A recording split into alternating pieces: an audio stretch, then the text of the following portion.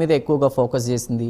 ఇప్పటికే కొన్ని కీలక విషయాలను కూడా బయటికి తీసుకొచ్చింది. ఇంకా కూడా కొత్త వ్యక్తులు ఇందులో కీలకంగా ఉన్నారు. వాళ్ళందరి నుంచి కూడా ఇన్ఫర్మేషన్ రాబట్టే ప్రయత్నం చేసింది. ఇప్పటికే 15 మందిని అరెస్ట్ చేసింది. అదేవిధంగా ఎవరైతే మాజీ చైర్మన్ ఉన్నారో వైవి సుబ్బారెడ్డి పిఏకి నోటీసులు ఇచ్చింది. ఒక్కొక్కటిగా విషయాలు బయటకు వస్తూ ఉన్నాయి. ఏది ఏమైనా కూడా 2 రోజులుగా విచారించిన సిట్ కొన్ని విషయాలు బయటపెట్టింది. ముఖ్యంగా చూసుకుంటే ఇందులో సాక్షుల్ని లేదంటే ఎవరైతే నేరం ఒప్పుకోవడానికి సిద్ధంగా ఉన్నారో వాళ్ళందరినీ కొన్ని ప్రలోభాలకు గురి చేయడం, వాళ్ళని బెదిరించడం, దాడులు చేయడం కూడా ఇందులో పిటిషనర్స్ ఎవరైతే ఉన్నారో వాళ్ళు చేస్తున్నట్టు తెలుస్తోంది. దాని గురించి మాట్లాడదాం. లక్ష్మీకాంత్ గారు, ఏంటి ఎట్లా చూడాలి వాళ్ళని బెదిరించడం, దాడులు చేయడం? చాలామంది ఇందులో భయపడి కూడా వెనక్కి వెళ్తున్నటువంటి పరిస్థితి. ఏం మాట్లాడతారు? అదే సార్, నేను ఇంతకుముందు కూడా నేను ఒక మాట అన్నా, మనం ఒక పాయింట్ గురించి మనం రైజ్ చేసుకొని మనం దేని గురించి అయితే డిబేట్లో డిస్కషన్ చేస్తున్నామో దాని గురించి మనం అప్పుడు మాజీ ముఖ్యమంత్రి జగన్మోహన్ రెడ్డి గారు ప్రెస్ మీట్ సాక్షిగా మేము 3 సార్లు చెక్ చేస్తామని ఆయన నోటితో ఆయన చెప్పారు.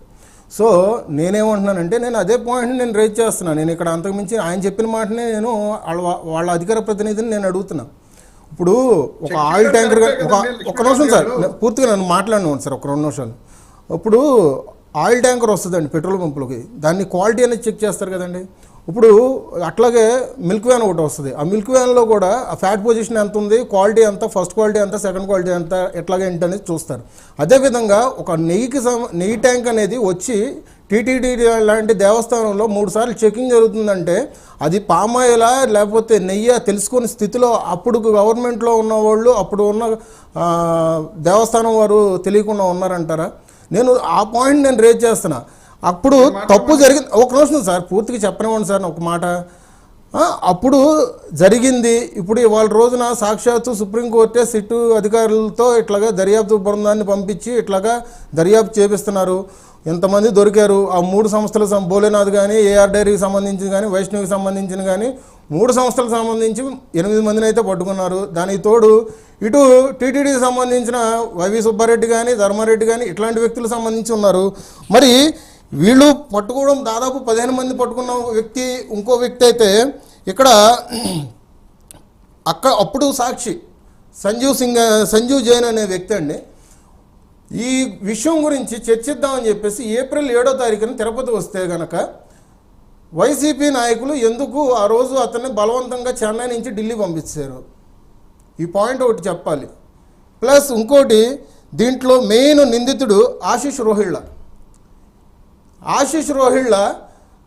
అసలు విచారణ జరుగుతుందని తెలిసి సుప్రీంకోర్టు దగ్గరికి వెళ్ళి నిజాలు మాట్లాడదాం అనుకున్నప్పుడు వీళ్ళు అసలు సుప్రీంకోర్టుకి వీళ్ళు మెయిల్ ద్వారా ఎందుకు పంపించారు? లేక అతనికి తెలియకుండానే ఒక పిటిషన్ వేశారు. వాళ్ళు అసలు ఇట్లాంటివన్నీ వీళ్ళు అంటే ఇక్కడ తప్పు చేసిన వాళ్ళేమో బలవంతులైపోయారు, ఇటు పక్కన సాక్షులుగా ఉండి నిందితులుగా ఉండి వాళ్ళేమో నిజాలు చెప్తాం అనుకున్న టైంలో వాళ్ళని బెదిరించడం అయిపోతుంది. ఇట్లాంటి మాటలు వస్తూ ఉండంటే దీనికి సమాధానం చెప్పాలి. అంతేగాని పవన్ కళ్యాణ్ గారు వచ్చి మెట్లు గడిగారు, లేదంటే రోజా గారు వచ్చి దర్శనాలు చేసుకున్నారు. మాకు ఇక సార్ ప్రజా సమస్యలు ఇవన్నీ ఏనండి సార్, కొన్ని కోట్ల మంది భక్తులకు సంబంధించి మనోభావాల దృష్టిలో పెట్టుకొని మనం మాట్లాడాల్సిన విషయాలు. అంతేగాని ఇక్కడ రాజకీయ విభేదాల ప్రకారంగా రాజకీయంగా మనము కొట్టుకోవడానికో తిట్టుకోవడానికో రాలేదు. నిజాలు ఏంటనేది వ్యక్తపరచుకోవాలి, ఏంటనేది మనం చర్చించుకోవాలి. అది రమేష్ గారు, అసలు ఇక్కడ మెయిన్ క్వశ్చన్ ఏంటంటే అసలు టీటీడీతో చెప్పండి. ఇప్పుడు లక్ష్మీకాంత్ గారు చాలా తెలివిగా లడ్డు వ్యవహారం మాట్లాడతా, రోజా గారు టికెట్ల విషయం మాట్లాడారు, ఇంకా వేరే విషయాలు కూడా ఆయన మాట్లాడిన తర్వాత నేను మాట్లాడాను తప్ప ముందు నేను మాట్లాడలా. అది లక్ష్మీకాంత్ గారు గమనించుకోవాల్సిన విషయం.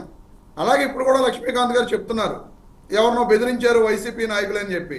మరి ఎక్కడా కూడా వైసీపీ నాయకులు బెదిరించారు అనేది కోర్టు దాంట్లో రిపోర్ట్ లో గానీ సిట్ అధికారులు చెప్పారు కదా, సిట్ అధికారులు కోర్టుకి చెప్పారు కదా. సిట్ విచారణలో తేలింది సంజీవ్ జైన్, ఆశిష్ రోహిళ్ళ, ఈ 2 పేర్లు చెప్తున్నా, గుర్తుపెట్టుకోండి సార్. వైసీపీ నాయకుడు బెదిరించారో మీరు పేరుతోటి చెప్పండి.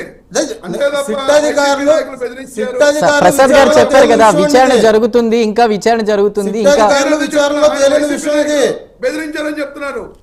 వెనక్కి పంపించేశారని అంటున్నాం. మరి బెదిరింపులు గురి చేసి వెనక్కి పంపించేశారు. ఒకటే ప్రశ్న రమేష్ గారు, గతంలో ఒక్క నిమిషం లక్ష్మీకాంత్ గారు, ఒక్క నిమిషం.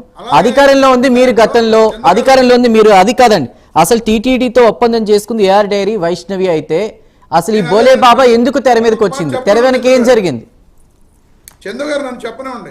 చెప్పండి. ఇప్పుడు ఏఆర్ డైరీ తోటి